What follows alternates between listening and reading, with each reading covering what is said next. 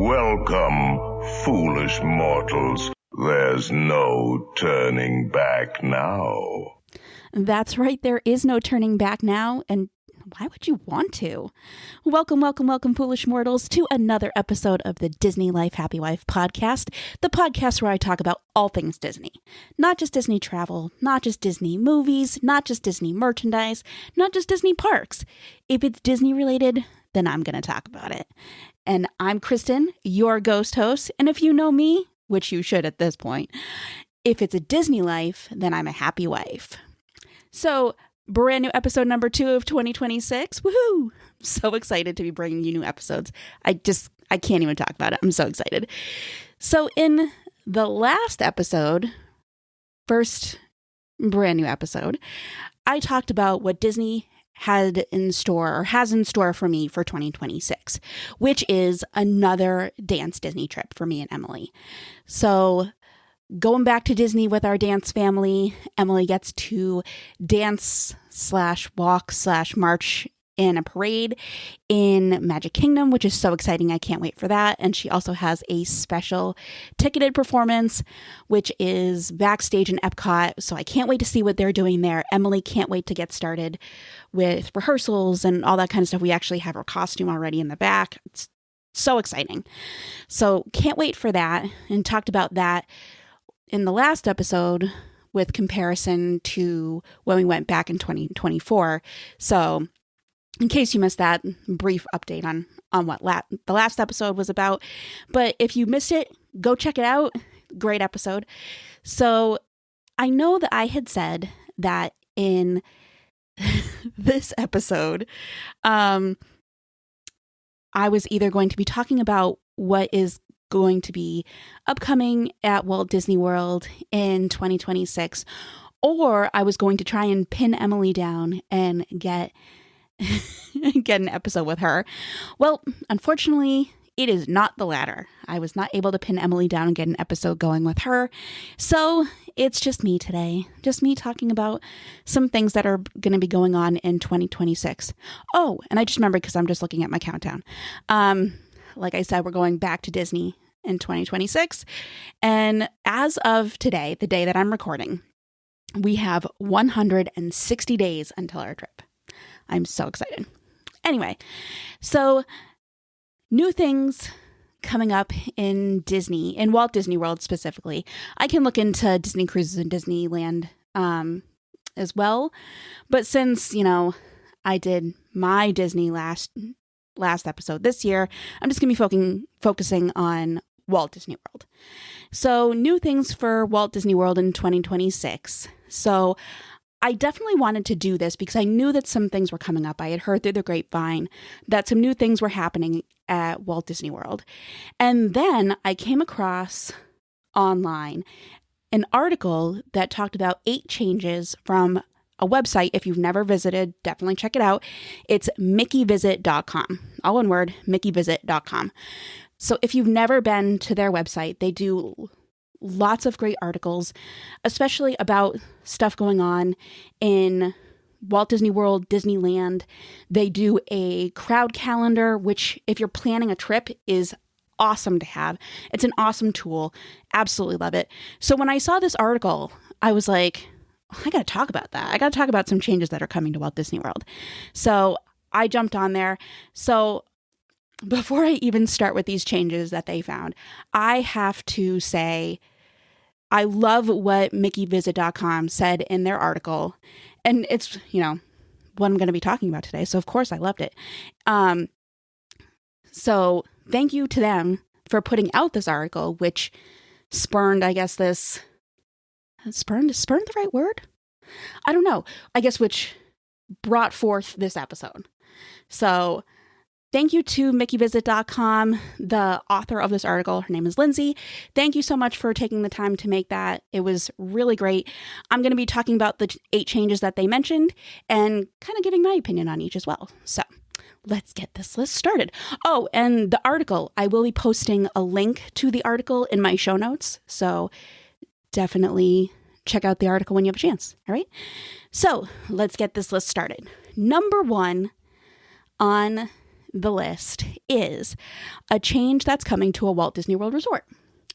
As of January 1st, fully equipped campsites at Disney's Fort Wilderness Campground will only be able to accommodate 8 people instead of 10. So I guess you could have accommodated up to 10 people at their campgrounds or at their campsites. I've never stayed there. I know I have friends who have, and they've loved it. So apparently for now, it's going to be 8 instead of 10 people. So this change is only for campsites. It's not for cabins, which only accommodate up to 6 people. So this includes the premium campsites, the premium meadow campsites, the full hookup campsites, tent or pop-up campsites, and preferred campsites. All right. So just campsites, not the cabins, because the cabins only accommodate up to 6 people. So on to number 2, extended evening hours returns. That's exciting. Extended evening hours return this month for all 4 parks, which allows eligible resort guests to remain in a theme park after it officially closes. If you've never done this before, I definitely suggest checking it out. I have, and I absolutely loved it. It was really cool. Now, only select attractions will be remaining open, so don't think you're going to get on everything that you may want to do. You may not, be able to go to every single food thing. It's only a select few things. So just be prepared for that. And unfortunately, only guests of Disney Deluxe Resorts, Deluxe Villa Resorts, and select partner hotels will have this benefit. While I do love this option, I wish it was available at least like one night a week or something. One night for Magic Kingdom, one for Epcot, one for Hollywood Studios, one for Animal Kingdom. I wish that was a benefit for, moderate in value as well. If not, maybe that's just me being selfish because I'm staying at a moderate resort this summer. But yeah, I don't know. I guess it's, but I do understand that it's a great perk for staying at a deluxe resort. I've done it before and I loved it. So, while I'd like to have the option or the perk for while staying at a moderate, I get it. So, if you're staying at a deluxe resort, definitely check that out. If you are not, there is another option if you would like to stay late at a Disney park, which brings me to number 3. Number 3. Disney After Hours events are starting up again. A ticketed Disney World After Hours event, which kicks off January 12th, so it's already kicked off by the time you're listening to this, at Magic Kingdom, Hollywood Studios, and Epcot. Now, the article says that these events take place through the month, but since I'm looking 160 days out, I have checked out these events and tickets and stuff like that, thinking about maybe getting tickets to one of them for me and Emily while we're there on our trip. Not sure I'll be able to make it work, but we'll see. It looks like these events will be held through July 24th for Magic Kingdom, September 12th for Hollywood Studios, and September 24th for Epcot. So it looks like After Hours fun, if you can afford the tickets, will be available clear into the summer and early fall at some parks. Prices range from $155 a ticket for Hollywood Studios and Epcot and $175 a ticket for Magic Kingdom. While it is a steep price, so just for me and Emily, we're looking at, almost $400. And that's $155 before tax. So if there is tax on it, I don't know, I'd have to check it out. But is it worth the price? I don't know. I can't really tell. So I don't know. Maybe we'll be able to do it and I can report back and let you guys know. So if you're not staying at a deluxe and get the free perk, you can get tickets to the after hours events. They're on certain days during the week. So definitely check out the calendars and everything on the Disney website. And you can go to either Magic Kingdom, Hollywood Studios, or Epcot for a certain price. All right. So there you go. Number 4, Epcot International Festival of the Arts begins. Woohoo! So Festival of the Arts, or I have to say this, or as Emily has called it in the past, farts. So when you abbreviate it, festival. Yeah. So it begins January 16th. So it's already started at Epcot. Festival of the Arts is one of the most underrated festivals that Epcot has to offer. There is incredible artwork being displayed and fun new foods that are offered. Think food and wine festival, but on a much smaller scale. Like, I did not look, I'm literally going off the cuff right now. I did not look up the name of this cake, but they have this amazing rainbow cake at Epcot during this festival, and they have like Skittles on top. They only offer it at this festival. It's looks so great. I've never actually had it, but it looks awesome. So it's definitely not exactly like food and wine, but you get some great little things. There are stands all over the place that have great new foods that are specific to the Festival of the Arts. So Festival of the Arts is one of my favorite festivals. We were lucky enough to go back in 2024, Emily and I, before our dance trip, we went on a very quick mother-daughter trip in February of that year, and we're able to go to Festival of the Arts, and they have these backgrounds set up, and you can kind of slide in between and get your picture taken, so it's like you're part of that scene from a movie. Emily was able to do that, and she did one for Mary Poppins and one for Wish, and they were super cute. I absolutely loved them. I'm going to have to post the pictures so you guys can see what I'm talking about.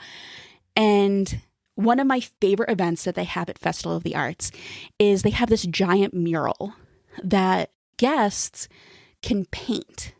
So you would go up to a cast member and they would give you paint and a paintbrush and assign you a number. And it's basically like a giant paint by number. And each guest gets 5 squares. You can only paint 5 squares. And you're part of that. They have a picture of what it's going to look like in the end. But you as a guest get to become a part of this festival. You get to become a part of this part of Disney history. I mean, it's so cool. Emily and I did it back in 2024 and we absolutely loved it. And it's free. It doesn't cost anything to do it. So I love that they have that for guests. It was great. I can't wait to go back another time and do that. You know, again, it was really cool. Like I said, Festival of the Arts is one of my favorite festivals, along with Flower and Garden. I think they're probably tied for my favorite festivals, which might surprise people because so many people are like, oh, Food and Wine is the best festival. I don't know. Those two are my favorite. They're very underrated. I've never actually been to the Holiday Festival, so maybe I'll get there someday. Usually that time of year is really busy with Thanksgiving and Emily's birthday and Christmas and all that, so I usually don't get the time to get there, but who knows, maybe I will. And then I can tell you really what my favorite is, and I'll have been to all of them. But if you're in Disney or plan on going to Disney anytime soon, definitely check out Festival of the Arts. It's a free festival at Epcot. Obviously, you know, food and merchandise and stuff like that are not free, and you still have to have a park ticket for that day that you're going to be there. But if you're there and you're at Epcot, definitely check out Festival of the Arts. It's a great festival. You will not be disappointed. Number 5, construction comes to Cinderella's castle. So I'm not sure if anybody has heard the rumors, but for the 50th anniversary of Walt Disney World, the famous Cinderella castle was painted. They changed the color scheme of it to pink and blue. Well, starting this month, Disney has scheduled to start repainting this iconic, beautiful castle. So away with the pink and blue, they're going back to the classic theme of blue, gray, and white, which is, you know, I get it. It's Cinderella's castle. So you want to kind of go back to the classic. And I mean, that's Cinderella's color scheme, really. Blue, white, you know. So I get it. I get the change, but what do you guys think about it? Let me know what you think. If you're happy about going back to the classic colors, if you liked the pink and blue, or what your favorite color scheme that they've done is. So let me know.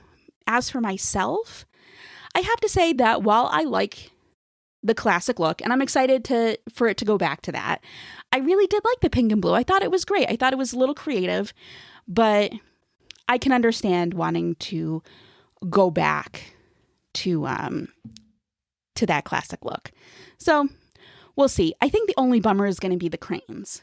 So I know through the MickeyVisit.com article, it does say that Disney plans to lower the cranes and keep them out of sight by noon each day so guests can continue taking photos during this project. And I guess modifications are going to be made to the Let the Magic Begin welcome show starting January 28th. So we'll see how it goes. I can't wait to see what other people have to say about all of this. I'm secretly hoping that this project is done before Emily and I get there in the summer.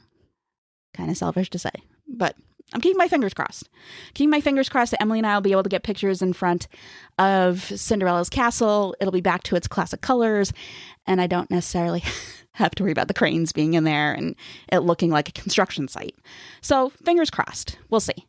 So number 6, another construction refurbishment issue going on. Disney Skyliner is going to be down starting January 25th through the 31st for refurbishment. As someone who has never ridden the Skyliner and never will, if you know, you know. If you don't, I am petrified of heights. So there's a reason I don't ride. Besides the motion sickness thing, there's a reason I don't do a lot of like big drops. I don't do Splash Mountain. I have I don't know if you would call it irrational. I have probably an irrational fear of heights. And it's obviously not the height itself. It's the, fear of falling from that height. But so I will probably never ride the Skyliner. But I know there are lots and lots of people that love the Skyliner. Some people will even book at resorts that have the Skyliner there just to have that option. I am not one of those people. So, if you had planned on going during January 25th through the 31st, I am sorry. And I'm sorry. If you had booked to go there and planned on using the Skyliner, I am sorry. This will no longer be an option. So, it's only closed for those 6 days. So, after that, you don't really have to worry about it, but it will be closed for those 6 days. This time of year, is a good time for them to close things and put them in refurbishment because the crowds are less. So I do understand why they're doing it now, but if you booked it this time, because you know that there are lower crowds, I'm sorry that unfortunately it will be closed. So it's only for a short time and it'll be back up before you know it. Number 7, another refurbishment. Frozen Ever After is getting new audio animatronic updates. So this has been a change that people have been requesting for years. If you've seen videos of, I think it's Frozen Ever. I don't remember if it's called Frozen Ever After in Japan, but some of the rides over in Japan and in China and the animatronics that they have there, they look so lifelike. So the faces that they had on the animatronics in Frozen Ever After and Walt Disney World just did not cut it. It was like, oh, okay, no, that's not what the people want. So people were voicing that opinion for a long time. And it's great to know that voices were heard. Starting January 26th, this extremely popular ride is going to be closed for refurbishment. When it reopens, it'll have brand new sculpted heads, faces for Elsa and Anna, I believe Kristoff. I don't think Olaf and Sven have those faces like the human animatronics did. So I don't think you have to worry about them. But Elsa, Anna, and Kristoff will have brand new faces made. So these will make the characters look more realistic, and I personally can't wait to see them. Again, if you know, you know, I'm not a huge fan of drop rides. I'm starting to become more comfortable with Pirates of the Caribbean. So I am hoping that this trip, when I go, I will be able to get back on Frozen Ever After. The last time I rode it was, I think it was the first year it came out with Emily. She was younger than she is now and a huge Frozen fan. So I was happy to get to ride that with her. Haven't ridden it since. So I think I'm going to give it another try. I'm trying to get over my fear of drop rides, with eventually, hopefully being able to go on Splash Mountain, which I guess, I'm sorry, I keep calling it Splash Mountain, Tiana's Bayou Adventure, maybe someday, but that is not today. So hopefully we'll be able to go see the new faces of Anna and Elsa and Kristoff when we go in 2026. So it looks like those upgrades will be done sometime in February. Don't know if it's the beginning of the month or the end of the month, but it'll be done around then. So plenty of time for when we come down in the summer. And number 8, the Disney Starlight Parade reduces its show times. So, yeah, I've never seen this parade. It is new, and I cannot wait to see it. I'm a big fan of parades. I love the Festival of Fantasy Parade. Every time I'm in Magic Kingdom for when that's on, I make sure I'm at a spot where I can see it. I absolutely love it. And when we went for the Halloween party, I made sure to see the Booty You Parade. Made sure. Absolutely love it. I love the cavalcades that they have. Everything. I think they're absolutely wonderful. And I cannot wait to see the Disney Starlight Parade. I can't wait. It looks so amazing. So knowing that they're reducing the show times, I was like, oh no. But it looks like they're still doing, on weeknights, they're doing one show a night at 7:45. And then on Fridays and Saturdays, they're doing 2 shows. So 7:45 and 10 o'clock. So you'll still get to see it. There's still a chance every day to see it. So rest assured, there'll still be plenty of chances to see it. So I would like to say a big thank you to Lindsay from mickeyvisit.com for such a great article. Super informative. I love finding out all these new changes that Walt Disney World is going through. And it looks like they're going through a lot of these like beginning of the year. So that's great. Absolutely perfect timing. I will say one thing that wasn't mentioned, and it's something that Emily and I are really looking forward to, is, drumroll please, Bluey and Bingo are coming to Walt Disney World. Now, they're coming to Disneyland and Disney Cruises earlier in the year, but starting in the summer of 2026, Bluey and Bingo from the hit animated series Bluey, which originates in Australia, are coming to Walt Disney World sometime this summer. I'm keeping my fingers crossed and hoping with all hope that they will be there when Emily and I are there. We are huge Bluey fans. We have Lost Bros shirts mine is Chili and hers is Bingo. Bingo's her favorite. And we're really hoping that they're there. We plan on Disney bounding while we're there. And one of the outfits that we picked is going to be a Bluey and Bingo theme. So we're doing it because we're hoping that they're going to be there. So keeping my fingers crossed that they'll be there. And I'll be able to get a picture of my daughter with Bluey and Bingo and myself and my daughter with Bluey and Bingo. So can't wait for that. So there you go. There you have it, Foolish Mortals. So 8 changes plus my bonus that are coming to Walt Disney World in 2026. This list brought to you by mickeyvisit.com. Definitely go check out their website and go check out this article. Like I said, the link to the article will be in the show notes. Go check it out. Read that when you get a chance.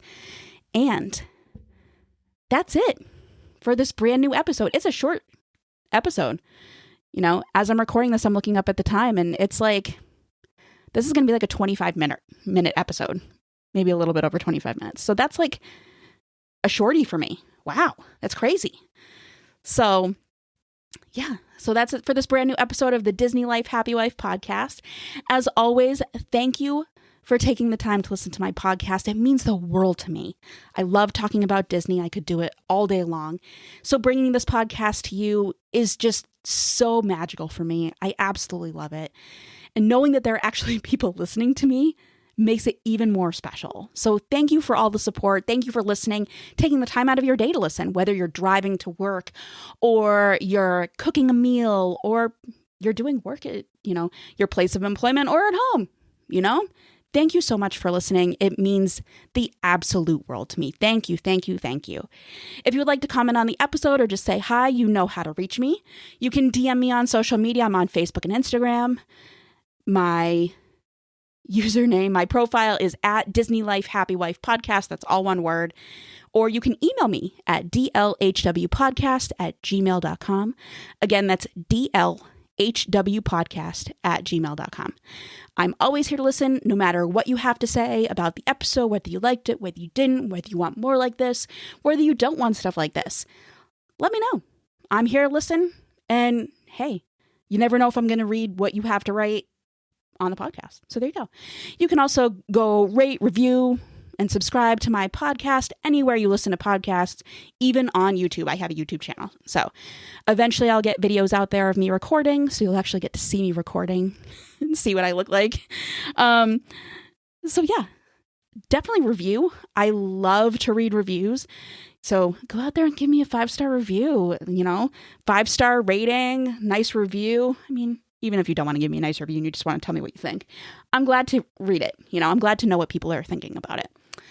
So thanks again to Lindsay at mickeyvisit.com for such a great article. I can't wait to see more of these amazing changes when Emily and I are there this summer. It's going to be so great. And I'll be back in a couple of weeks with a brand new episode, hopefully with Emily on the episode, but you never know. We'll see. We'll see if I can pin her down for that. Keep your fingers crossed on that, okay? So have a magical rest of your week, everyone, and I'll see you real soon. Now I and a ghost will follow you home.